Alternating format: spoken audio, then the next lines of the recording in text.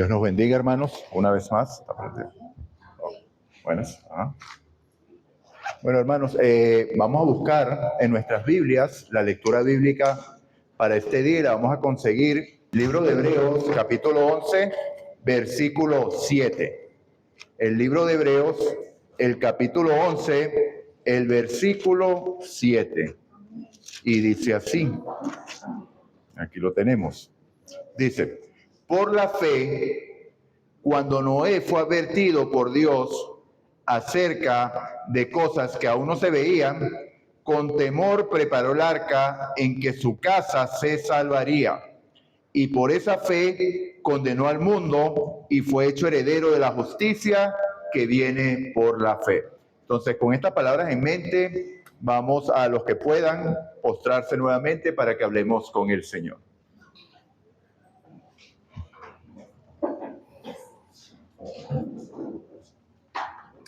Señor Dios y Padre nuestro que estás en los cielos, honrado y alabado sea tu nombre. Te damos las gracias una vez más, oh Padre, por estar acá en tu casa, Señor, y poder trazar tu palabra. Clamamos para que tu Santo Espíritu tome el control de nuestra mente y podamos entender y que lo que esa palabra vino a hacer se ha hecho en nuestros corazones, oh Dios. Perdona nuestros pecados y que tú seas exaltado, oh Padre. Oración que hemos hecho sometidos a ti, en el nombre de Jesús. Amén y amén.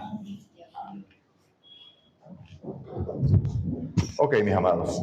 Entonces, cuenta una historia que había un poblado construido en la ladera de una montaña. Y cerca de ese poblado, bueno, de hecho al lado del poblado, pasaba un pequeño riachuelo o una quebrada.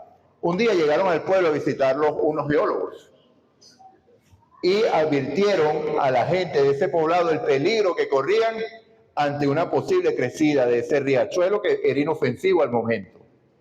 Y generalmente, o la respuesta de los pobladores fueron de burla y de risa y dijeron: eso nunca va a pasar. Tenemos mucho tiempo viviendo aquí, ese río nunca ha crecido. Nos llega a los tobillos, ¿cómo puede eso crecer? Pero sin embargo, hubo dos padres de familia que fueron llamados a reflexión y dijeron: algo tenemos que hacer, porque esta gente sabe de lo que está hablando. Y bueno, hubo uno de los padres que junto a toda su familia empezaron a acumular costales con arena y piedras y lo colocaron alrededor de la casa. El otro padre tuvo la intención, pero no involucró a la familia en la labor. Y pasó lo impensado. El riachuelo creció. ¿Cuál fue el resultado? El poblado fue arrasado. Una sola casa quedó. ¿Cuál? La que había hecho provisión. La otra casa del otro, a pesar de que tuvo la intención, no hizo nada y esa casa también padeció. Entonces, ese es el marco de la historia de lo que vamos a ver hoy y la diferencia, por qué se marcó una diferencia entre unos y otros. ¿Ok? Entonces, vamos a ver qué nos dice la Biblia. Vamos a ir a Génesis porque sabemos de qué vamos a hablar. Ya con esa historia ya tenemos una idea de que vamos a hablar de Noé, ¿cierto? Y el versículo bíblico nos lo dijo. Entonces vamos al libro de Génesis, el capítulo 6. Libro de Génesis, capítulo 6. Vamos a leer los versículos del 9 al 14. Luego vamos a leer el 18 y el 22. Entonces, Génesis, capítulo 6, versículo 9. Estos son los descendientes de Noé. Noé, hombre, ¿qué dice la palabra? Justo. Era perfecto entre los hombres de su tiempo. ¿Quién está exaltando la perfección de Dios? ¿Noé o quién? Dios. Es palabra de Dios, ¿cierto? Entonces, si hay hombres perfectos en la Biblia, la diferencia es que la perfección no se la indulga él mismo o no se la nombra a la misma persona, sino es Dios el que puede hacerlo. Porque ¿quién es el que ve la perfección? ¿Quién es el que ve los corazones? Únicamente Dios. Entonces vemos que no era perfecto. Entre los hombres ¿de cuándo? De su tiempo. Caminó Noé con Dios y engendró Noé 3 hijos, Sem, Cam y Jafet. La tierra se corrompió delante de Dios y estaba la tierra llena de violencia. ¿Alguna diferencia con nuestro mundo hoy? ¿Está la tierra hoy llena de violencia? Cuando ponemos las noticias y vemos el Medio Oriente, ¿qué está pasando? Mi hermanos, hablaba con el hermano Marcos ahorita allá atrás que estábamos orando. Realmente nosotros no tenemos ni idea de lo que es estar en una guerra. Nosotros hemos vivido tanto tiempo en paz y felicidad que no nos da la mente pensar realmente. Ustedes se imaginan que suenen sirenas y hay que salir a esconderse en un refugio porque hay posibilidad de perder la vida y escuchar. Aquí cuando escuchamos aviones de casa pasar nos alegramos porque es un desfile y vamos a ver una máquina por allí. Pero allá cuando va una máquina de esas, lo que piensa la gente es en destrucción. Ese es el mundo en que vivimos. Y esas máquinas en cualquier momento pueden causar daño en cualquier lugar del mundo, ¿no? Ok, entonces seguimos. Ajá. Ok, miró Dios la tierra y vio que estaba corrompida, porque toda carne se había corrompido su camino sobre la tierra. Versículo 13. Dijo pues Dios a Noé, he decidido el fin de todo ser, porque la tierra está llena de violencia a causa de ello, y lo destruiré con la tierra. Versículo 14. Hazte un arca de madera de gofer, harás aposentos en el arca y la calafetearás con brea por dentro y por fuera. Versículo 18. Pero estableceré mi pacto contigo y tú entrarás en el arca con tus hijos, tu mujer y las mujeres de tus hijos. Versículo 22. Noé lo hizo así, todo lo hizo conforme a lo que Dios había mandado. Ok, entonces, ¿qué vemos aquí? Noé recibió una orden y por algo la Biblia nombra que tenía hijos, ¿sí? Nombra a los hijos allí. Entonces, cuando nosotros vemos la primera cita, la de Patriarcas y Profetas, vemos que en medio de la corrupción reinante, Matusalén, Noé y muchos más trabajaron para conservar el conocimiento del verdadero Dios y para detener la hora del mal. 120 años antes del diluvio, el Señor, mediante un santo ángel, comunicó a Noé su propósito y le ordenó que construyese un arca. Mientras la construía, había de predicar que Dios iba a traer sobre la tierra un diluvio para destruir a los impíos. Los que creyesen el mensaje y se preparasen para ese acontecimiento mediante el arrepentimiento y la reforma, obtendrían perdón y serían salvos. Enoc había repetido a sus hijos lo que Dios le había manifestado tocante al diluvio. O sea que no era un asunto nuevo para Noé escuchar sobre el diluvio. Ya Enoc sabía que esto venía. Y cuando nosotros leemos Judas, vemos que Enoc habla sobre la venida de Cristo también. Entonces, Dios le había manifestado tocante al diluvio y Matusalén y sus hijos, que alcanzaron a oír las prédicas de Noé, le ayudaron en la construcción del arca. Entonces aquí vemos claramente que así como el padre, la familia del relato, trabajaron en conjunto para evitar el desastre conforme a la información que habían recibido. Lo único o la gran diferencia es que esta información no vino de parte de hombres, sino de parte de ¿quién? De Dios mismo, ¿sí? Entonces sigamos. Okay. Entonces ahora vamos a otro caso. Vamos ahora a Génesis 19. Otro caso en que hubo un anuncio de destrucción también. Génesis 19, vamos a leer los versículos del 1 al 3. Es una historia que también conocemos bien y dice así. Llegaron pues los dos ángeles a Sodoma a la caída de la tarde, y Lot estaba sentado a la puerta de Sodoma. Al verlos, Lot se levantó a recibirlos, se inclinó hacia el suelo y les dijo: ahora, mis señores, os ruego que vengáis a casa de vuestro siervo para alojaros y lavar vuestros pies. Por la mañana os levantaréis y seguiréis vuestro camino. Y ellos respondieron: no, esta noche nos quedaremos en la calle. Pero Lot porfió tanto con ellos que fueron con él y entraron en su casa. Allí les hizo banquete, coció panes sin levadura y comieron. Ahora vamos a saltar a los versículos del 12 al 17 de esta misma historia. Después dijeron los huéspedes a Lot: ¿tienes alguno más acá? Saca de este lugar a tus yernos, hijos e hijas y todo lo que tienes en la ciudad. Aquí está el aviso, versículo 13. Porque vamos a destruir este lugar, por cuanto el clamor contra la gente de esta ciudad ha subido de punto delante de Jehová. Por tanto, Jehová nos ha enviado a destruirla. Entonces Salió Lot y habló a sus yernos, los que habían de tomar a sus hijas, y les dijo: levantaos, salid de este lugar, porque Jehová va a destruir esta ciudad. Pero sus yernos pensaban que bromeaba. Y al rayar el alba, los ángeles daban prisa a Lot diciendo: levántate, toma a tu mujer y a tus 2 hijas que se hallan aquí, para que no perezcan en el castigo de la ciudad. Como él se demoraba, cualquier parecido con nosotros es pura casualidad, ¿no? Como él se demoraba, los varones lo asieron de la mano a él, a su mujer y a sus 2 hijas, según la misericordia de Jehová. Para con él lo sacaron y lo pusieron fuera de la ciudad.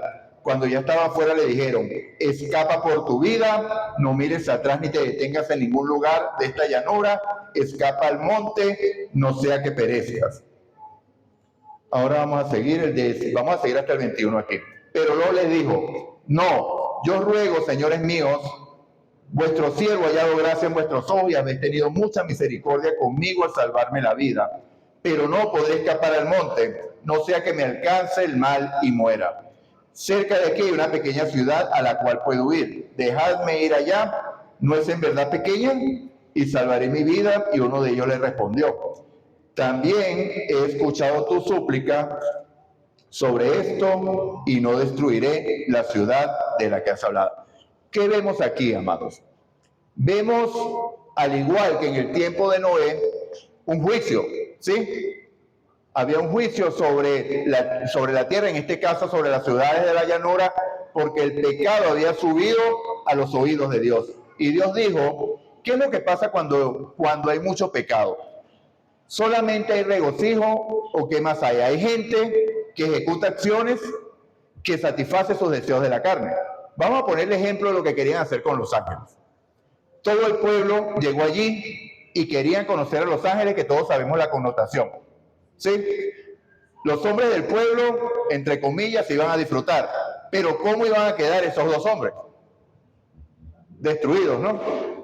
Total sufrimiento. Entonces, cuando hay este tipo de situaciones, ¿qué es lo que escucha Dios? El clamor de las víctimas, el clamor de los que sufren. Entonces Dios viene a ponerle un parado a esto. Ya basta de tanto sufrimiento. ¿Cómo está el mundo hoy? ¿Será que hay clamores que están llegando a los oídos de Dios hoy? Indudablemente. Dios, cuando Él venga, que ya no falta mucho, no falta nada, podríamos decir, la venida de Cristo es inminente. Amén, gloria a Dios. Es un acto de misericordia, porque hay mucho sufrimiento en este mundo, ¿o no lo hay? Aún las personas que piensan que gozan del favor, igualito están muriendo. Vivimos en un mundo lleno de miseria y lleno de dolor.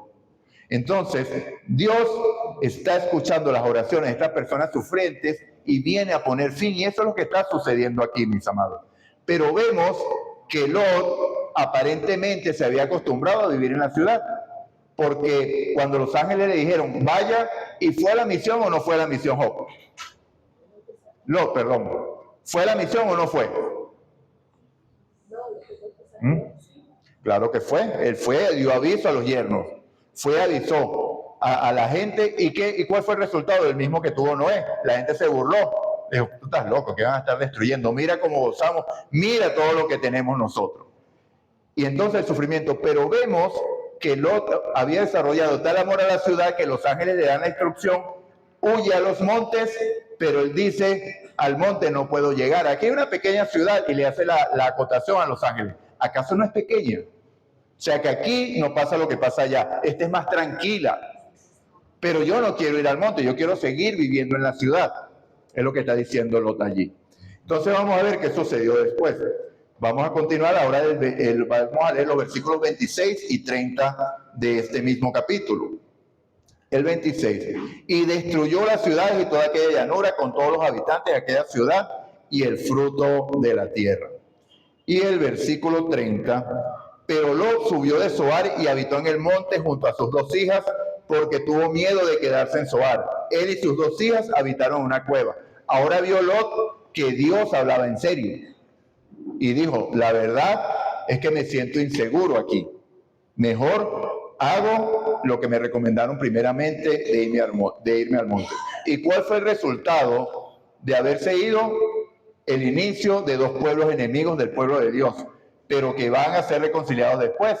¿Por qué? Porque vemos en Daniel capítulo 11 que dice que escaparon de las manos del rey del norte los hijos de Amón, los hijos de Moab y la mayoría de los hijos de Edom y de Moab y la mayoría de los hijos de Amón. Entonces vemos que hay una especie de reconciliación en el fin con esta gente, ¿ok?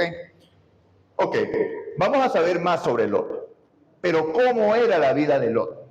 En el caso de Noé, tuvimos que recurrir a la hermana White para poder tener un poquito más de información, porque yo les dije que los hijos de Noé trabajaron en el arca, pero la Biblia lo dice o no lo dice, la Biblia no lo especifica, ¿cierto? Entonces para eso tenemos a la hermana White, profeta de Dios, que nos amplía un poquito más el relato bíblico, no nos pone una historia nueva, no pone un acto o acontecimiento nuevo, sino que amplía lo que ya Dios había revelado. Entonces recurrimos a ella, pero en el caso de Lot, la Biblia nos da suficiente explicación. Entonces vamos ahora a segunda de Pedro, vamos a leer los capítulos, el capítulo 2, versículo 7 y versículo 8. Dice la Biblia, pero libró al justo Lot. ¿Cómo describe la Biblia a Lot? Como un hombre que justo, ¿ok? Al justo Lot abrumado por la conducta pervertida de los malvados. Pues este justo que habitaba entre ellos afligía cada día su alma justa, viendo y oyendo los hechos inicuos de ellos. Ahora entendemos por qué estaba Lot a la puerta de la ciudad. Porque él se colocaba en ese lugar para no participar directamente de lo que sucedía en la ciudad y desde allí clamaba a Dios por lo que sucedía en esa ciudad, ¿cierto? Entonces, ¿dónde se efectuó la diferencia entre lo que pasó con la familia de Noé y lo que pasó con la familia de Lot? Nosotros vemos que cuando fue advertido, Lot también actuó, porque la Biblia dice que era un hombre justo. O sea, que él escuchó la voz de Dios por medio de los ángeles y fue y predicó. O sea, no es que Lot se mantuvo inactivo, no es que Lot no hizo, él fue y actuó. Pero ¿qué pasó con la familia? ¿Dónde estaba la familia? ¿Dónde estaba la esposa? ¿Dónde estaban las hijas? ¿Qué es lo que nos dice? Vamos a Ezequiel, vamos a ver qué es lo que sucedía ahí en Sodoma. Ezequiel 16, capítulo 49 y 50.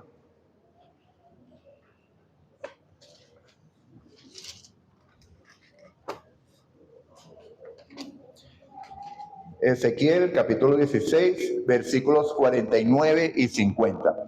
Y esta fue la maldad de Sodoma, tu hermana, soberbia, pan de sobra y abundancia de ocio tuvieron ella y sus hijas, y no fortaleció la mano del afligido y del necesitado. Se llenaron de soberbia e hicieron abominación delante de mí. Cuando lo vi, las quité. Entonces, ¿cómo estaba la familia de Job?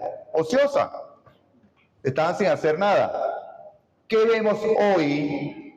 Estamos en un mundo de constante agitación y vemos que al igual que en el tiempo del Éxodo, que cuando Moisés llega ante el faraón a decirle que dejen ir al pueblo, ¿qué fue lo que hizo el faraón? Este pueblo está desocupado, le puso más cargas.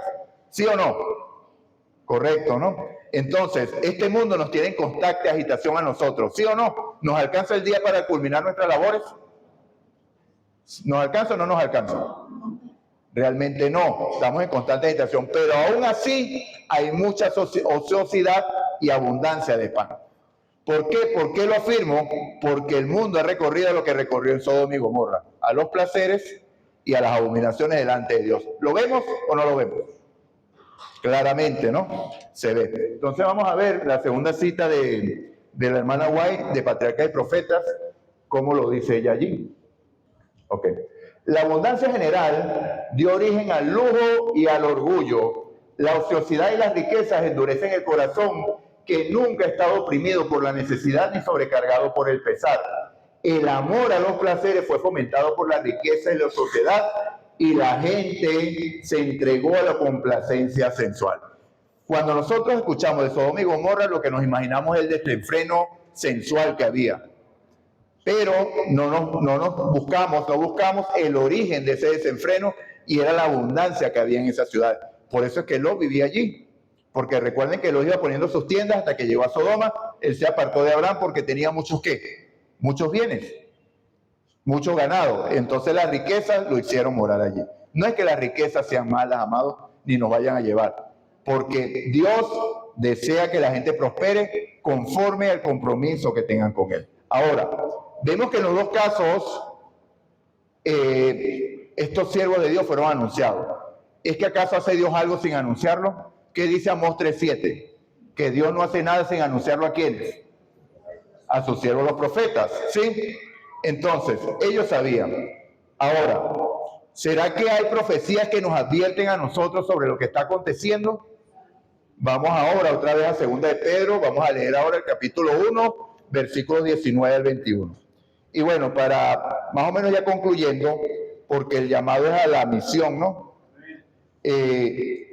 Vemos que la diferencia, hermano, entre las hijas de Lot, que cometieron esa abominación con él, que dieron origen a los amonitas y a los moabitas, los hijos de Moisés fueron salvos porque estuvieron involucrados en la obra. Entonces, si usted está aquí y sus hijos no están aquí, es la hora de hacerles un llamado a involucrarlos en la obra. De hecho, si nosotros estamos tambaleándonos con un pie aquí y un pie allá, estando en la condición de tibieza que declara la Biblia, el resultado o el antídoto a eso es involucrarnos en la misión. Y precisamente, amados, no sé si ustedes se han dado cuenta, pero Dios está moviéndose entre nosotros hoy. ¿Estamos viendo las profecías cumpliéndose? A nuestros ojos están pasando cosas. Somos privilegiados porque podemos ver atrás y podemos ver la veracidad de la Biblia ante nuestros ojos. La estamos viendo, la estamos viviendo, ¿sí? Entonces, basado en esto, tenemos, cuando vamos a 2 de Pedro, capítulo 1, versículos 19 al 21, dice que... Esta es primera. Ajá. Dice, tenemos también la palabra profética más segura, en la cual hacéis bien en estar atentos como una antorcha que alumbra en lugar oscuro hasta que el día amanezca y el lucero de la mañana salga en vuestros corazones. Pero ante todo entended que ninguna profecía de la Escritura es interpretación privada. Los profetas que salen, que Dios me dijo, que tengo un mensaje para ti, que nada de eso, amados. Todo está revelado en la palabra de Dios. Versículo 21, porque nunca la profecía fue traída por voluntad humana, sino que los santos hombres de Dios hablaron, siendo inspirados por el Espíritu Santo. Y cuando vamos al capítulo 3, versículos 5 al 7, vemos la profecía para este tiempo. Dice así, estos ignoran. ¿Quiénes son los que ignoran? Los que se burlan cuando nosotros decimos que Cristo viene. Cuando decimos que Cristo viene. Uy, amén. Hay uno solo esperando a Cristo. Estos ignoran voluntariamente que en el tiempo antiguo fueron hechos por la palabra de Dios los cielos y también la tierra que proviene del agua y por el agua subsiste, por lo cual el mundo de entonces pereció anegado en el agua. Pero los cielos y la tierra que existen ahora están reservados por la misma palabra, guardados para el fuego en el día del juicio de la perdición de los hombres impíos. Entonces, hay, así como hubo en el tiempo de Noé, así como hubo en el tiempo de Lot, un llamado a juicios a esta tierra. Un mensaje que usted y yo conocemos o no lo conocemos. ¿Quién conoce lo que viene a pasar? Y si no lo conoce, ya lo sabe. Esta tierra que una vez fue anegada por agua, hoy va a ser anegada, va a ser quemada en fuego, porque la palabra de Dios lo dice. Y si la palabra de Dios lo dice, ¿qué pasa? Ya pasó, porque para Dios no hay tiempo. ¿Okay? Dios es atemporal. Dios habla en un solo tiempo verbal y es cuando, el hoy, porque Él es eterno, ¿sí? Entonces, mis amados, cuando le dije que cosas están pasando, las profecías se cumplen porque hay un pueblo que Dios sabe que puede usar ya. Un pueblo que Dios se puede respaldar para que las cosas empiecen a pasar y la tierra sea alumbrada con su gloria. Un pueblo que Dios ya está usando y en esta asociación, no sé en otras, hay un llamado especial a la misión. Se ha predicado mucho tiempo de unidad, Y esa unidad lamentablemente no se ha conseguido. ¿Por qué? Porque hemos andado liderados bajo doctrinas, tradiciones, costumbres de hombres y poco de la palabra de Dios. Pero hoy la iglesia, empezando desde el pastor presidente Elton Keller, que la misión ha de ser lo principal. Y para lograr unidad entre un grupo de gente de diferente pensar, porque somos todos iguales, cada quien tiene una manera de pensar, una manera de actuar. Y yo estoy seguro que si me pongo de hablar con uno de ustedes por un espacio de 2 horas, va a llegar el punto que vamos a tener un punto de vista contrario en algún momento. ¿O no lo creen? Porque somos distintos. Pero, ¿dónde podemos alcanzar esa unidad? En la misión. ¿Okay? Un propósito, nos unimos todos en la misión. ¿Cuál es la misión? Llevar el mensaje de salvación. ¿Dónde conseguimos esa misión? Ajá, pero ¿en dónde específicamente? ¿Dónde Dios nos indica la misión? Ajá. En Mateo capítulo 28, versículos 18 al versículo 20, que dice, muchos se enfocan en la parte ya del hacer, pero fíjense cómo empieza esto. Empieza diciendo Cristo que toda potestad, ¿qué es toda potestad? Todo el poder le ha sido dado ¿en dónde? En el cielo y en la tierra. Y ahí es que da la comisión. Por tanto, id y haced ¿qué? ¿Y qué hemos estado haciendo nosotros? Hemos estado haciendo miembros de iglesia, amados. Miembros de iglesia que vienen y se sientan y piensan que por llegar a las 10:30 aquí, irse a las 12, ya forman parte de la iglesia y ya tienen la salvación ganada. Error.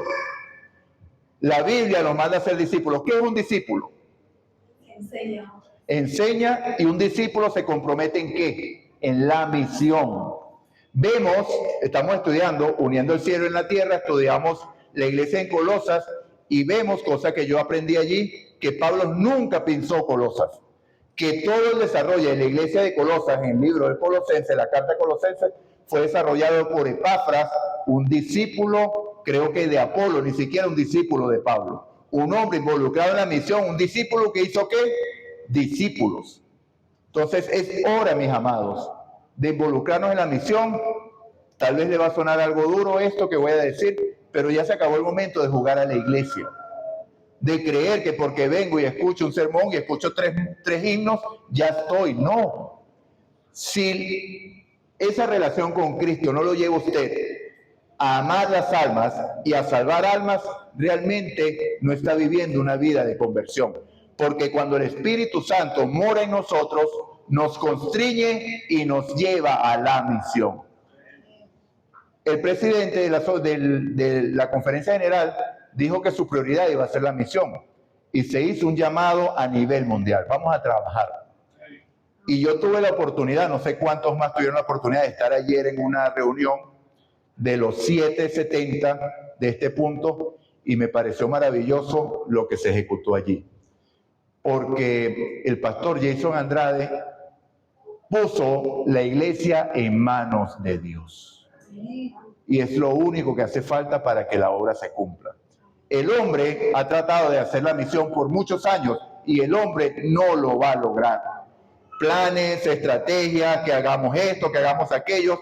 Cuando nos rindamos ante Dios y le digamos a Él, Señor, es tu obra, es tu negocio, son tus almas, heme aquí, envíame a mí para hacer tus manos, para hacer tus pies, para hacer tu boca, pero la obra es tuya. Tú eres Dios, no yo. Entonces la cosa va a cambiar y eso está pasando hoy. Entonces los invito a involucrarse en la misión, pero no solamente ustedes, también su familia, su esposo, sus hijos, en la medida de lo posible. Ahora, decía, ir y hacer discípulos a todas las naciones, enseñándoles a guardar las cosas que os he enseñado. La doctrina también es importante. Y después, ¿cómo culmina? ¿Quién es el que va con nosotros a la misión? Gloria a Dios. He aquí, yo estoy con vosotros todos los días. ¿Hasta cuándo? hasta el fin. Entonces, cuando nosotros vamos a la misión, no vamos solos. Cristo va con nosotros. ¿Y qué le fue dado a Cristo al invocar la misión? Todo el poder del cielo y la tierra. Ahora ustedes pueden entender por qué yo cerré una oración ahorita que dijo en el poder y en el nombre de Jesús. Porque hay poder en Él. No es algo vacío, hermano. Entonces, esa es la visión de la iglesia a nivel mundial. La visión. Pero nosotros somos llamados como adventistas del séptimo día. Nosotros nacemos con una misión específica también. Visión o misión global y misión específica. ¿Cuál es la misión específica de la iglesia adventista del séptimo día? Ajá. Hay un mensaje especial para este tiempo. ¿Cuál es el mensaje especial para este tiempo? El mensaje de los tres ángeles. No se vayan a parar todos. ¿Quién puede pararse y decirme el mensaje de los tres ángeles de memoria? Ajá.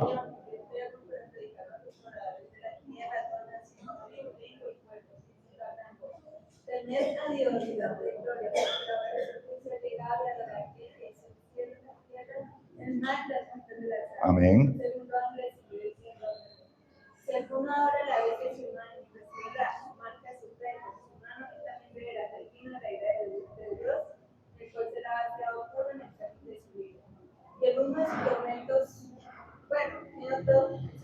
Ok, gloria a Dios.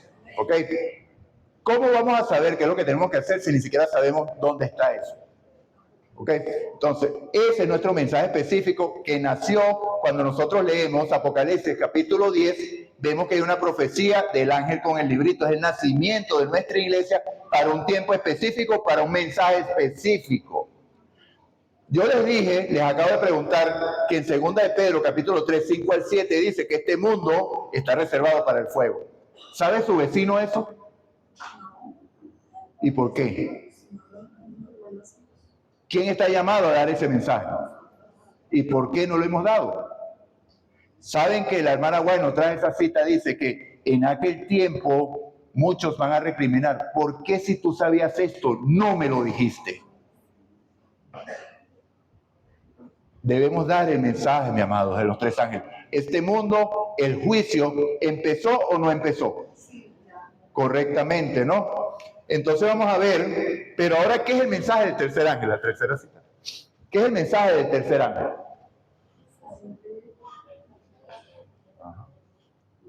Ok. Fíjense, esto pasó en los años entre 1888 y 1893.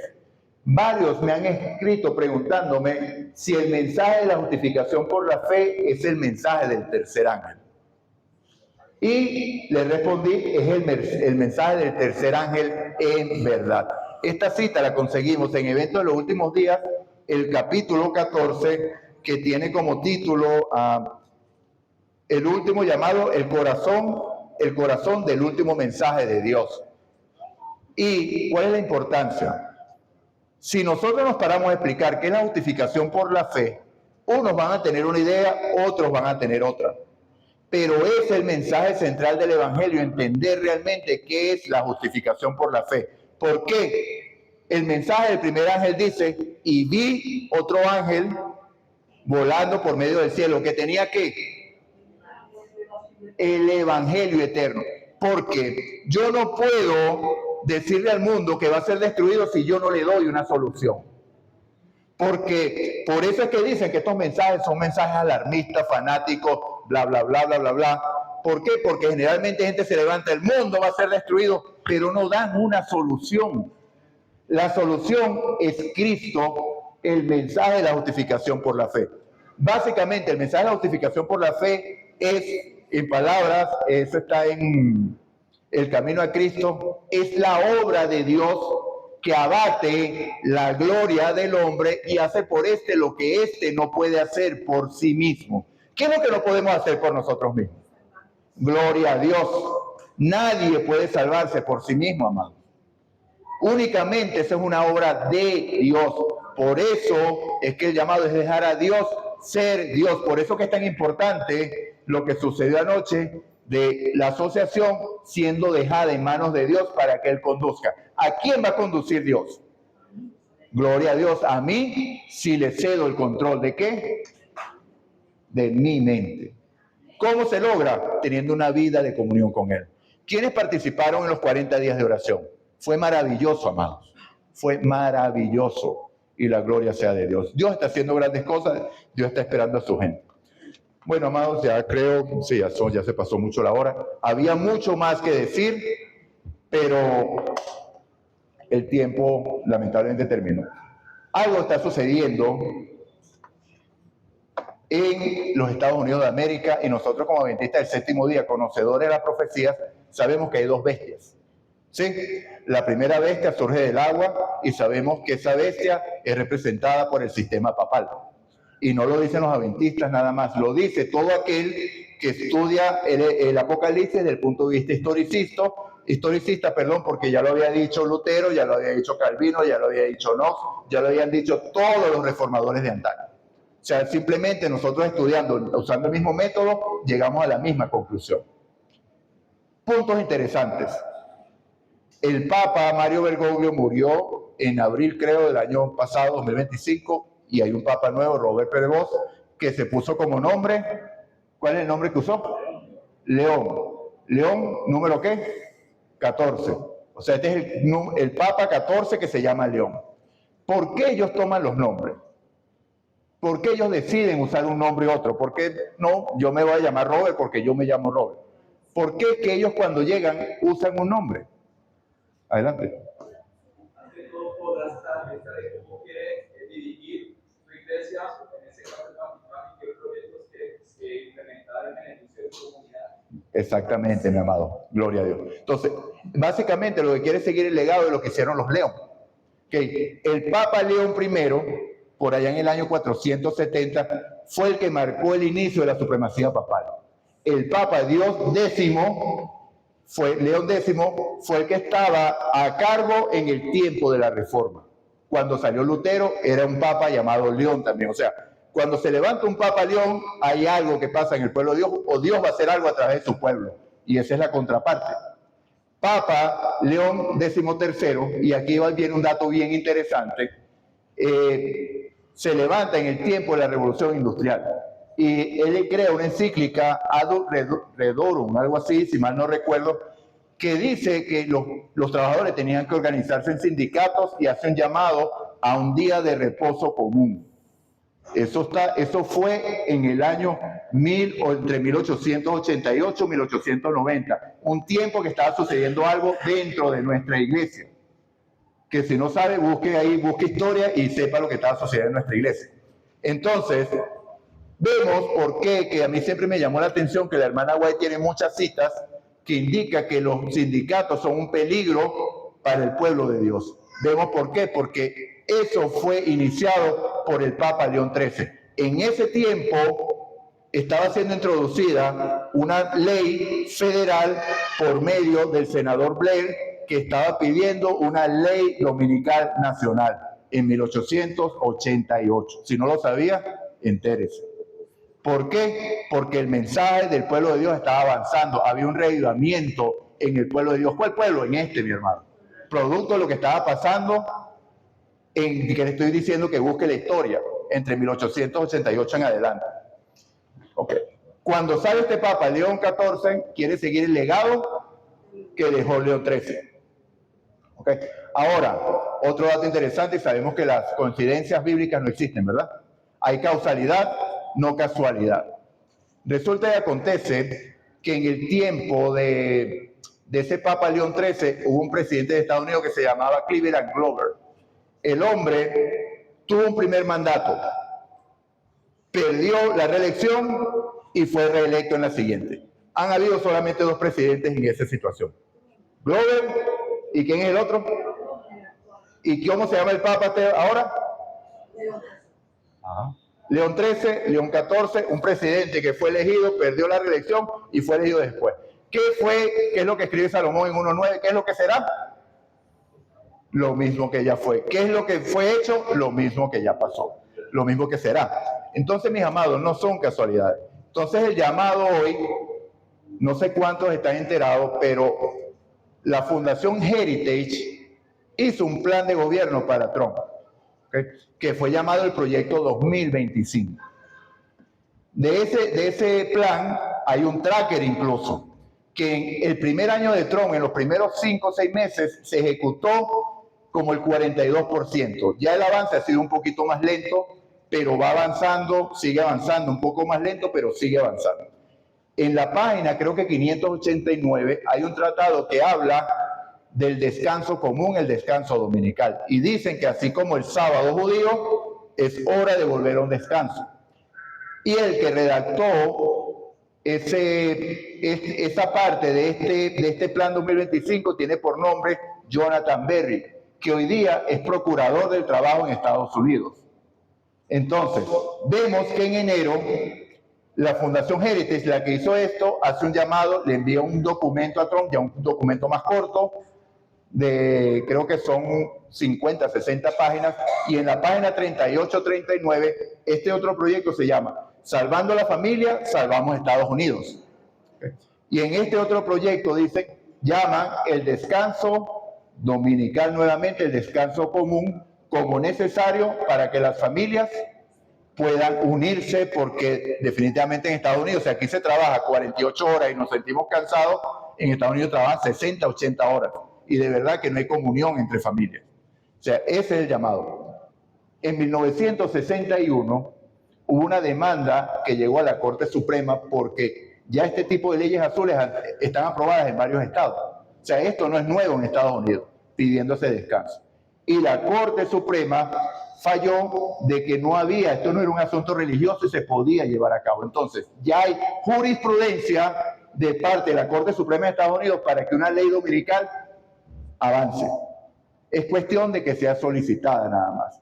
Entonces, muchos de nosotros estamos esperando que la ley dominical sea decretada para ponerme en acción. Y ya es demasiado tarde, amados. El momento es hoy. Hoy. Entonces, el llamado que yo les hago hoy, involucrémonos en la misión. Oremos, amados, oremos, clamemos, digámosle a Dios, revisa mi vida, si hay algo que tú tienes que cambiar, cámbialo ya. Porque yo quiero ir a casa contigo, yo sé que mi casa está más cerca, como dice la palabra, creo que Corintios o Lucas, que ya está más cerca de nuestra salvación que cuando creímos. Y que cuando estas cosas comiencen a suceder, Lucas 21, 28, ¿qué está más cerca? La salvación de cuando creímos. Entonces Dios nos bendiga, Dios nos guarde, amados. Vamos a cerrarlo aquí porque más bien se pasó muchísimo. Es tiempo, amados. Es tiempo de involucrarnos en la misión. Amén. Trabajemos para el Señor, que la recompensa viene de parte de Él. En mi caso, hablo por mí, lo que yo más anhelo es darle un abrazo a Jesús. Amén. No calles de oro, nada de eso. Lo que yo quiero es ver a mi Jesús, porque Él hizo tanto por mí, que no hay manera de pagarlo. Bueno, Dios nos bendiga, Dios nos guarde. Entonces vamos a un llamado a trabajar, hermano, a trabajar. Vamos a orar. Los que quieran ponerse en pie, los que no van.